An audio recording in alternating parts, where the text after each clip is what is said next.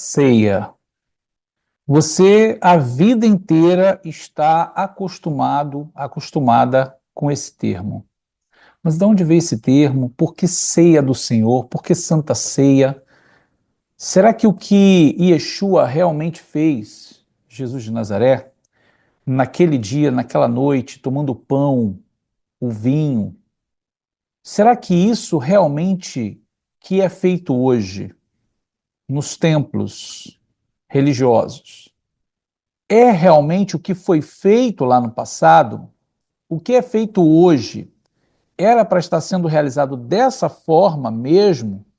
Ou a história é diferente? Ou deveria se estar realizando algo diferente? Será que o que estão fazendo e ensinando todo esse tempo está correto ou está incorreto? Será que o que você está vivendo todo esse tempo, mesmo na sua inocência, é verdadeiro completamente? Ou você deveria estar vivendo outra coisa? Ou seja, ou lhe foi tirado o direito de viver plenamente o que deveria estar se vivendo? Então, são estas coisas que nós vamos ver nesse vídeo de hoje. Eu tenho certeza que vai ser muito edificante, vai produzir muito conhecimento para você que talvez você não tenha tido a oportunidade de conhecer até o dia de hoje. Mas hoje você vai estar adentrando nessa porta que está sendo aberta para que você possa acessar esse conhecimento. Eu sou o Rabino Yosef Baruch, trazendo mais esse vídeo muito importante para vocês. Bom, queridos, vamos então entrar aqui no assunto de hoje.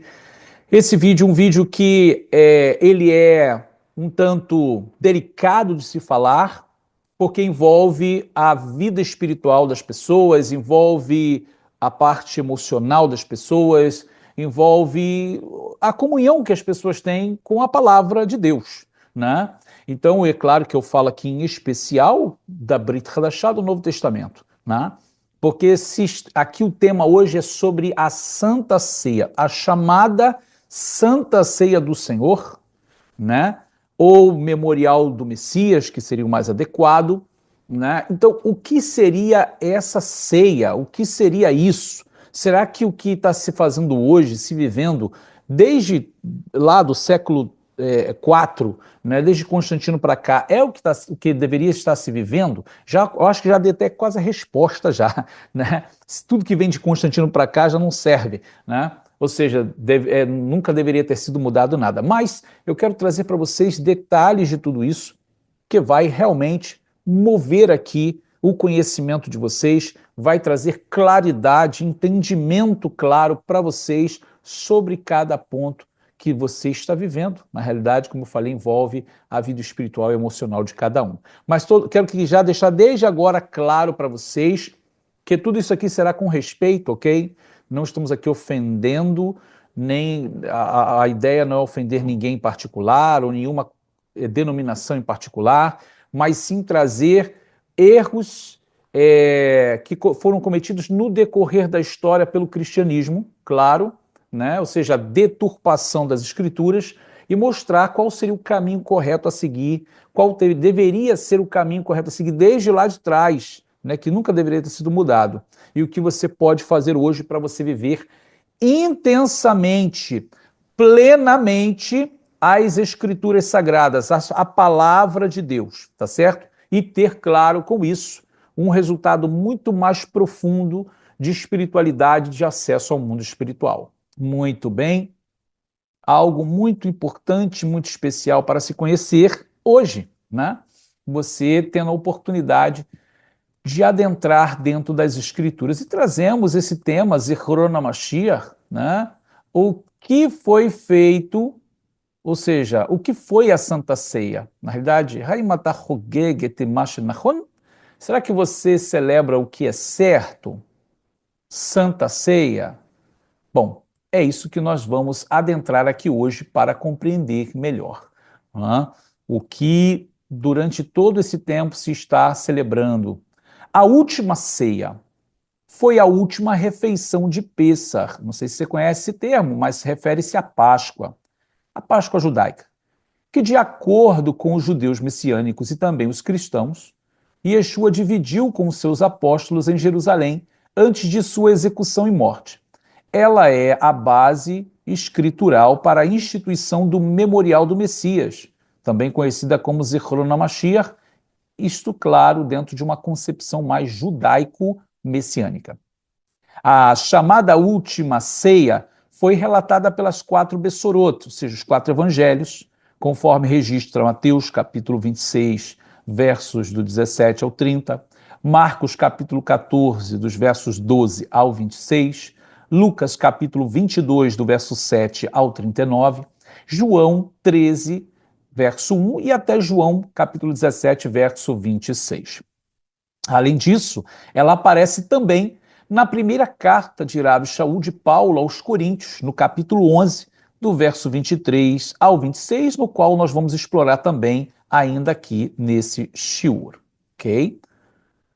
Bom, a realização dessa cerimônia não é uma novidade no que diz respeito à prática dela. Então preste atenção nisso. Ela não é uma novidade no que diz respeito à prática dela, tá? Então aquilo que Yeshua fez não foi uma coisa nova, tá? Foi uma celebração que já existe no povo judeu há milênios, tá?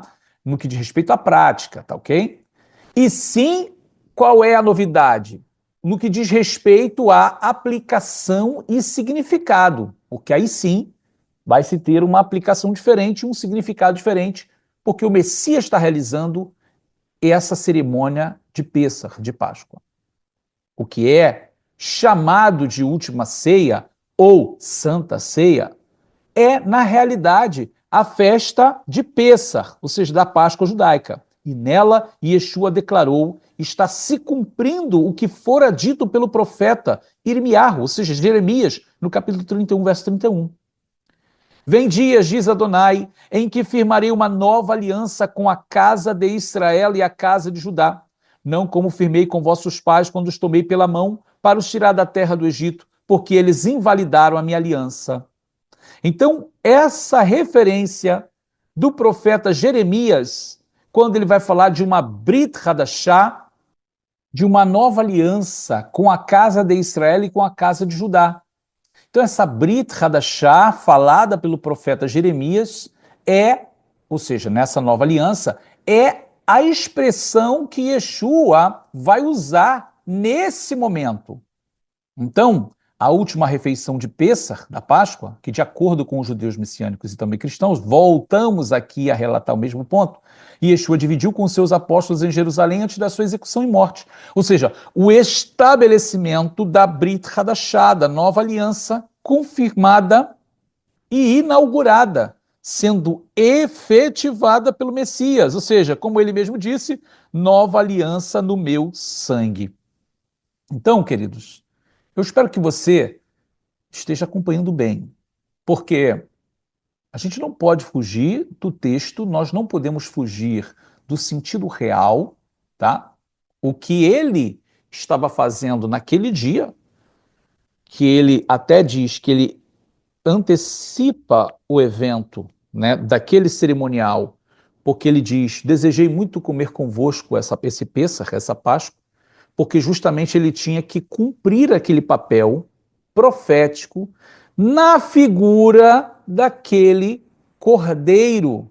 Então vocês vão lembrar comigo que o evento da Páscoa, o que é marcado nele é a morte de um cordeiro, o sangue passado nos umbrais das casas dos israelitas no Egito, para livrá-los da destruição do anjo da morte. Não é assim? Então, aquele dia marcou a libertação deles da escravidão e, ao mesmo tempo, também o livramento do juízo divino através do anjo da morte. Mas tudo isso, eles precisavam fazer o quê?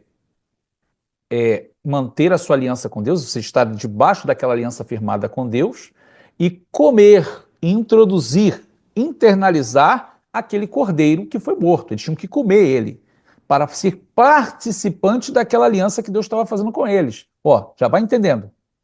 Então, isso vai ser repetido todos os anos através dessa cerimônia chamada Pêssar, né? Através que na época que tinha o tabernáculo e o templo se levavam sacrifícios para lá e também se levava o cordeiro que era abatido lá no altar de Deus e depois voltava para a casa das pessoas para as pessoas comerem com as suas famílias, né? Então o que Yeshua está fazendo ali é literalmente dizer assim, olha, todos esses anos acontecendo a mesma coisa, hoje chegou o objetivo principal, que é o cumprimento desse cordeiro que era simbólico, hoje está se cumprindo aqui literalmente. Então, não perca esse sentido, tá? Nós vamos voltar nele novamente. Então, isso é para entender o que significa esse cerimonial, tá? Então, vamos lá. Por que a Santa Ceia foi realizada na Páscoa e não em outra festa? Existe uma forte razão. Aí está a pergunta. Por que então se celebra a chamada Santa Ceia? Por que que passou dali em diante ser celebrado a Santa Ceia ou Ceia do Senhor justamente na festa da Páscoa? Justamente pelo que eu contei. Por causa do sentido profético. Eu vou detalhar aqui mais para vocês, novamente, para que vocês tenham referências e tenham o sentido das Escrituras, do porquê que foi escolhida essa festa. A festa do Pêssar, né, ou seja, a Páscoa judaica, é celebrada como uma lembrança, um memorial da libertação da escravidão do Egito. Ó, escravidão do Egito e da destruição pelo anjo da morte, como eu falei aqui. Nessa ocasião, ficou marcado o sinal do livramento, o sangue de um cordeiro morto, passado nos umbrais das portas, e a carne desse cordeiro sendo comida junto com pães ázimos e ervas amargas. É justamente essa aliança que Adonai está falando quando usa o profeta Jeremias. Novamente, vamos voltar em Jeremias 31. Vem dias, diz Adonai, que firmarei uma nova aliança, uma Brit Hadashah, com a casa de Israel, com a casa de Judá. Não como firmei com vossos pais quando os tomei pela mão para os tirar do Egito. Você vê que Deus conecta a nova aliança ao quê? A saída do Egito. Então, a nova aliança que vai ser aqui profetizada, ela está conectada à saída do Egito. Tá vendo? Vou fazer uma nova aliança, não como eu fiz com vossos pais quando os tomei pela mão para os tirar da terra do Egito. Então, assim, essa nova aliança está ligada também à festa da Páscoa judaica, porque a festa da Páscoa judaica, que a gente chama de Pêssar, é que vai celebrar a libertação do Egito. Porque lá foi firmada uma aliança com sangue nos umbrais das casas, aonde se comeu a carne do cordeiro. Então, a nova aliança teria que estar dentro desse mesmo aspecto, ok? Por isso que Yeshua vai estabelecer essa Brit Hadashah justamente na festa da Páscoa e não em outra festa judaica, ok? Porque ele é considerado no mundo espiritual como Cordeiro de Deus que tira o pecado do mundo. Bom, no Messias Yeshua se cumpre profeticamente esse segredo espiritual. Ele, como Cordeiro de Deus, morre no Pêssar, na Páscoa judaica, e seu sangue marca como sinal os umbrais da nossa alma, nos redimindo da escravidão do pecado e do juízo divino. E sua carne é comida de maneira simbólica através do pão. Então você vê que como espiritualmente isso se realiza através desse cerimonial. Mas, se esse é o objetivo central deste memorial, por que a igreja não celebra na Páscoa e sim em outros dias? Se o objetivo de lembrar da morte do Messias é estar conectado à Páscoa, à libertação do Egito, para mostrar que existe uma libertação espiritual, para lembrar que existe sangue nos umbrais das casas, para lembrar que existe o sangue do Cordeiro na vida do ser humano, libertando ele, redimindo ele, por que a igreja não o celebra na Páscoa e sim em outros dias da semana ou em qualquer outro? Existe também uma forte razão para isso, ok? A Igreja Católica, presta atenção nisso, a Igreja Católica estabeleceu na sua particular interpretação o domingo, o chamado Dies Dominicus, em latim, o Dia do Senhor, buscando basear sua interpretação no livro de Atos, em que diz: e perseveravam na doutrina dos apóstolos, na comunhão e no partir do pão. Olha, eu acredito que você já ouviu muito isso, né?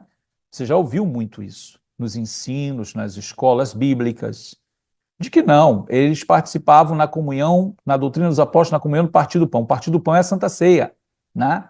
E uns ainda vão dizer que eles faziam Santa Ceia toda semana, todo domingo.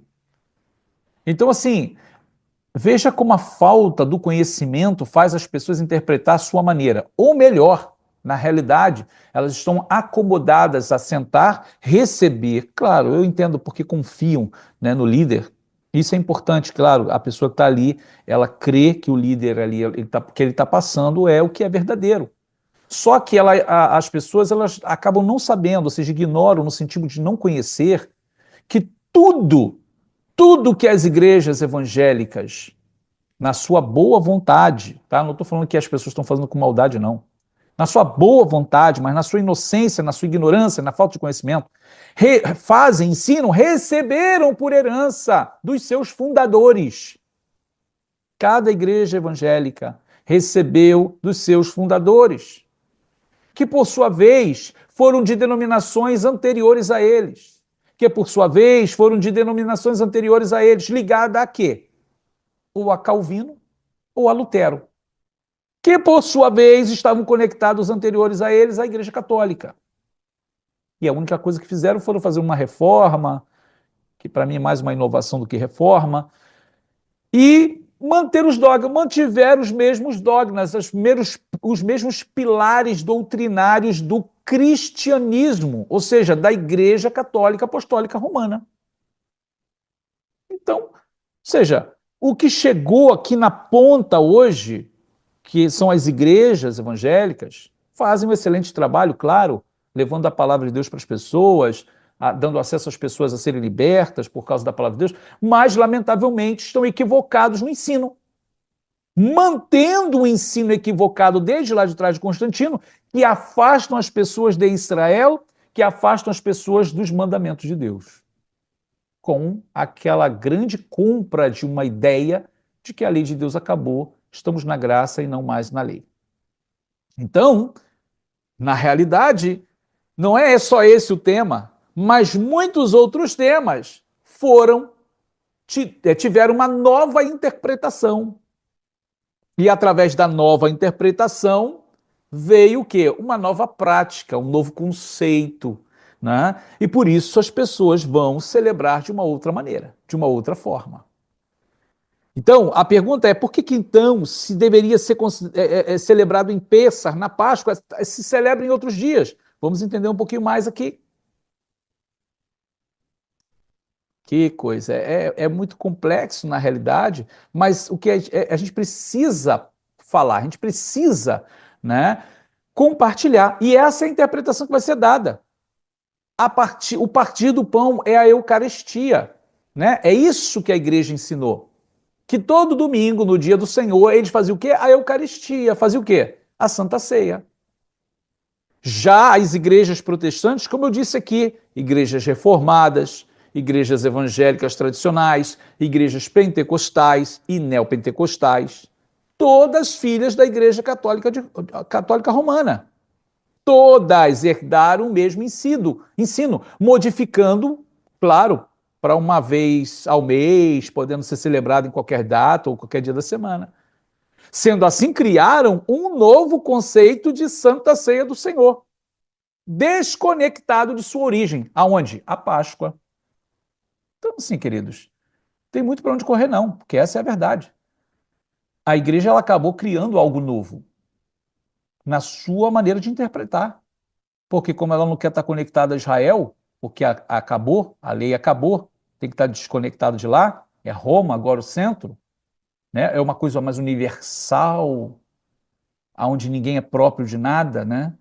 Então, assim, ela teve que criar uma outra coisa, uma outra maneira de celebrar. E aí é o que eu falei para vocês.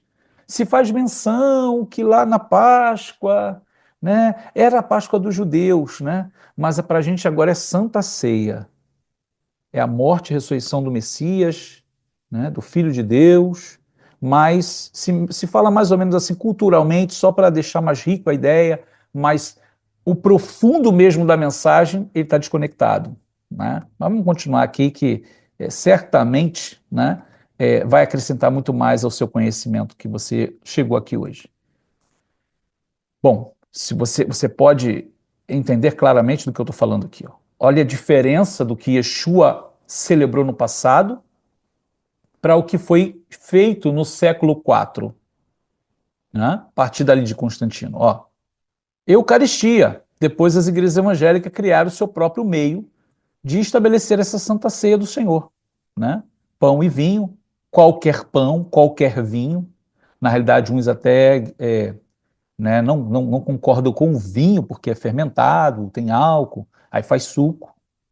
Então você tem uma quantidade tão grande de pessoas que segue o mesmo ensino, porque foram ensinados assim e vai passando de geração em geração.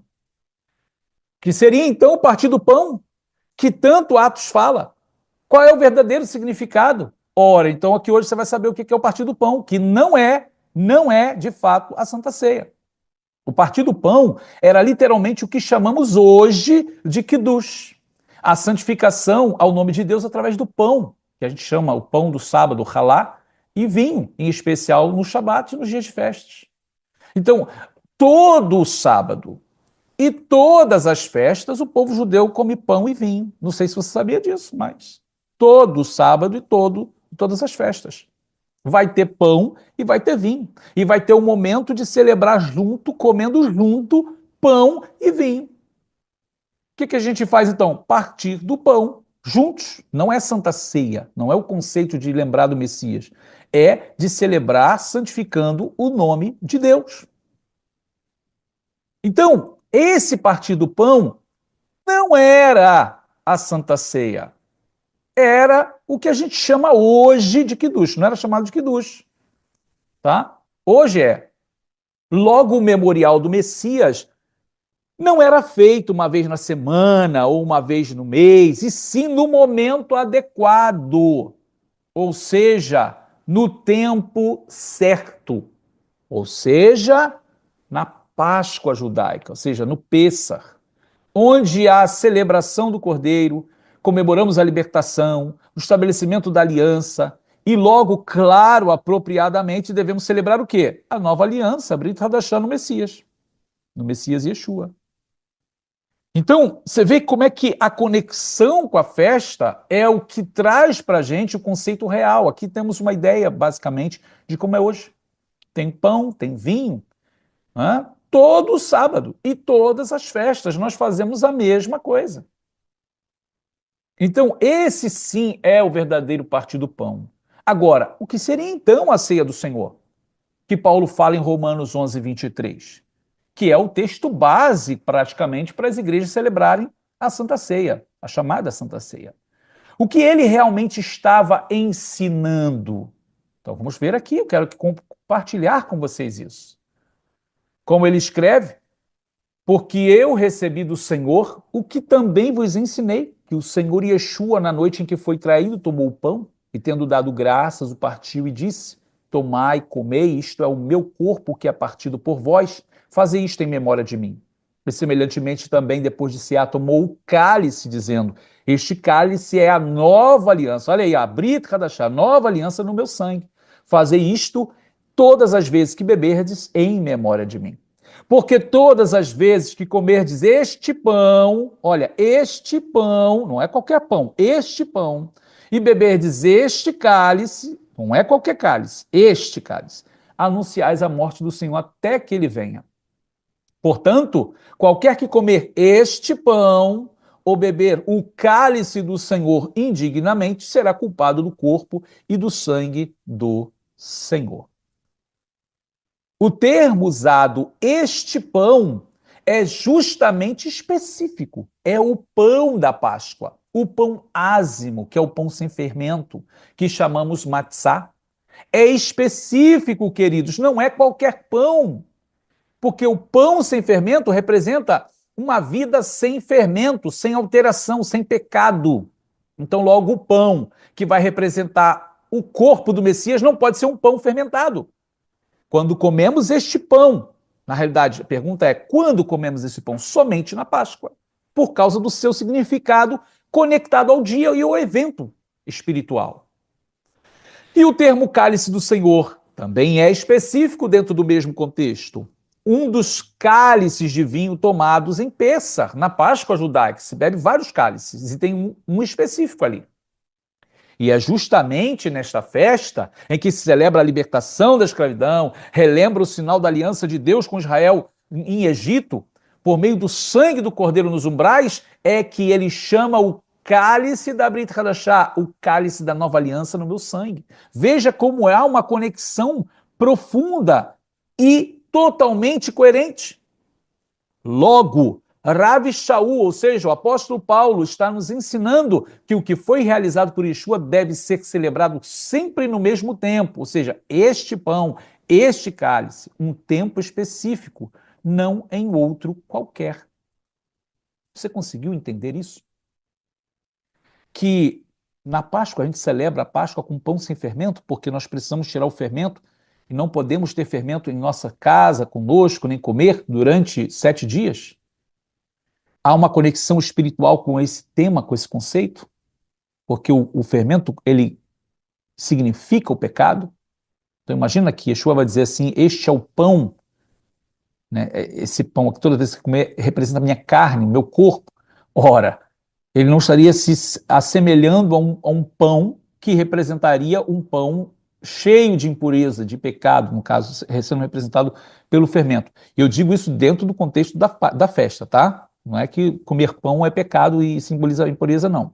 No contexto da festa, tá? Daquele evento espiritual.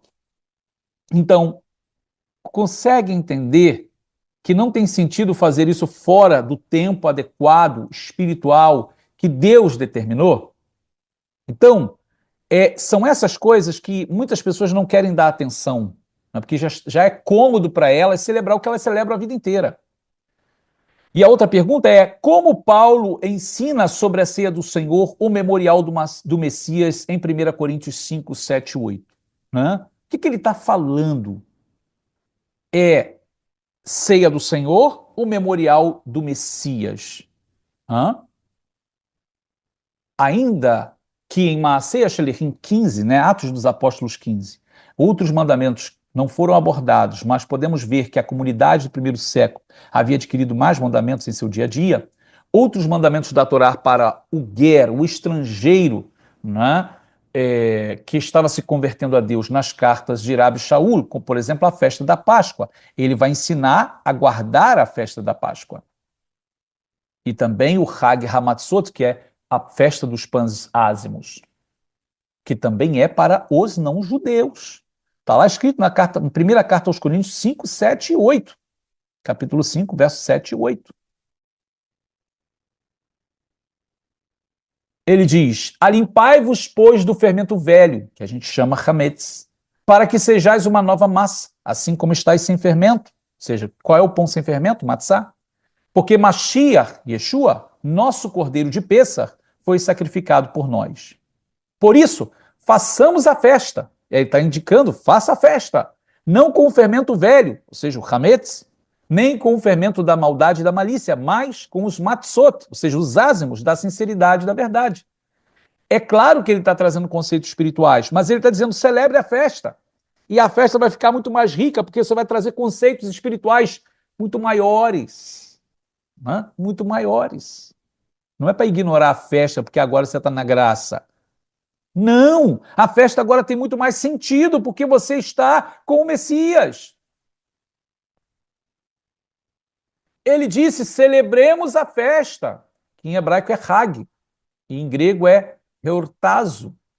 Rabi Shaul está aplicando uma lei da Torá também aos Gerim, aos Goim, aos gentios, aos convertidos a Deus.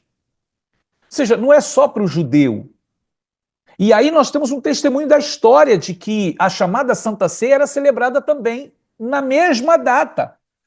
Veja, aqui eu não estou trazendo agora só uma opinião judaica, dizendo que a nossa opinião agora é a verdadeira.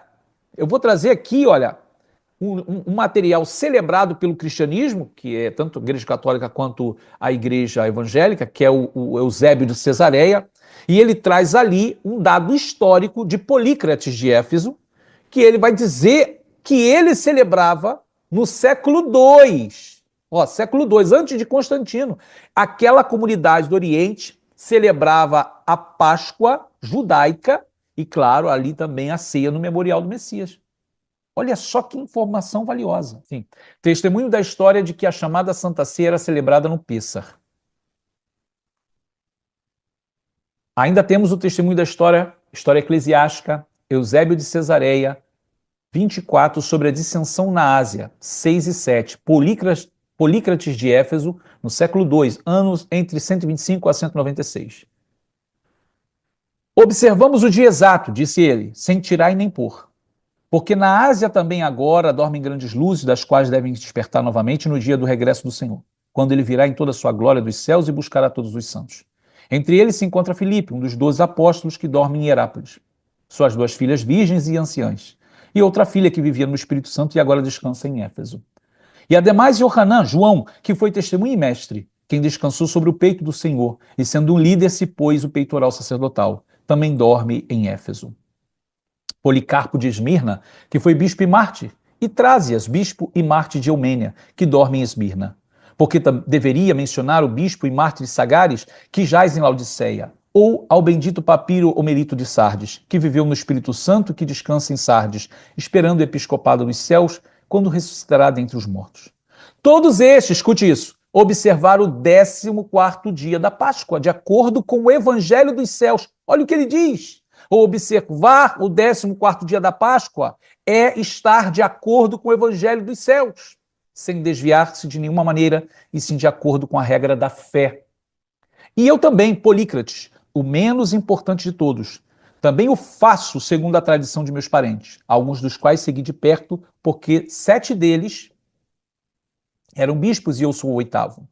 E meus parentes sempre viam o dia em que a gente separava o fermento, mostrando que eles também separavam o fermento.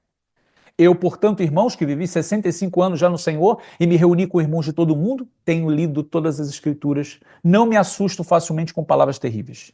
Para aqueles que são mais grandes do que tenho dito, devemos obedecer a Deus em vez dos homens. Poderia mencionar os bispos que estiveram presentes, a quem eu mesmo convoquei a pedido deles, cujos nomes deveria escrever e quem seguramente seria um. A multidão deles, amando minha pequenez, deram seu consentimento a esta carta, sabendo que não levo estas cães em vão e que sempre tenho governado minha vida para o Senhor Jesus. História Eclesiástica, Eusébio de Cesareia, capítulo 24. Ora, você viu aqui que Eusébio descreve a história que passou ali da dissensão na Ásia, porque essa dissensão foi que muitos bispos agora, líderes de congregação, queria celebrar a Páscoa em outro tempo, em outra data. Porém, os que viviam no Oriente bateram o pé e disseram, não, nós vamos fazer como é o Evangelho do céu. Olha a expressão deles. 14º dia nós vamos celebrar, do calendário hebraico, claro, né? Vamos separar, vamos limpar nossa casa do fermento e celebrar como foi ensinado pelo Messias. Eles não inventaram nada, isso foi inventado depois, por uma insatisfação de alguns que queria desconectar as palavras do Messias de Israel do povo de Israel. Ou seja, até o século II se celebrava a Páscoa judaica entre os crentes em Yeshua, cumprindo as regras estabelecidas pela Torá no dia 14 de Nissan, e tiravam o hametz, o fermento, antes, né? E certamente celebrava o memorial do Messias nesse mesmo dia. Então, o que mudou? Ou melhor, quem mudou o que era seu direito viver e celebrar? Roma, por meio de Constantino, mudou as leis e os tempos. Mudou o rumo, a direção do que foi ensinado pelo Messias Yeshua e seus discípulos. Criou-se assim uma nova religião, o cristianismo católico apostólico romano. E é isso, queridos, que nós estamos trazendo para vocês hoje aqui. O que foi a Santa Ceia? Será que o que você está celebrando é o que é certo? E por isso que quando nós trazemos para vocês aqui o ensinamento de retornar às Escrituras para celebrar, nesse caso aqui, a Santa Ceia, como foi ensinado pelo Senhor Yeshua e por seus discípulos, quando alguém vem dizer para você que não tem nada a ver com a Páscoa judaica, essa pessoa, lamentavelmente, ela está totalmente distante do sentido real das Escrituras. Então, convido você a experimentar. Busque uma informação na internet, em qualquer lugar. Qual é a data da Páscoa judaica? E celebre nesse dia o que é chamado Santa Ceia do Senhor, o memorial, com os pães ázimos, fazendo o memorial do Messias, e você vai ver que elevação espiritual você vai sentir. Bom, nós vamos terminando esse vídeo por aqui. Deixe o seu comentário, o que você acha de tudo que nós comentamos aqui. Pode falar, pode ser sincero, e nós vamos trazer mais detalhes para vocês, tá? Esse vídeo pode ter um segundo vídeo, mas a gente pode trazer mais detalhes para vocês. Mas muito importante que vocês tenham conhecimento das Escrituras e dessas informações que trazemos para vocês. Bom, queridos, que o Eterno vos abençoe. Vamos terminando esse vídeo por aqui e, como sempre dizemos, nos vemos no nosso próximo vídeo. Shalom, shalom.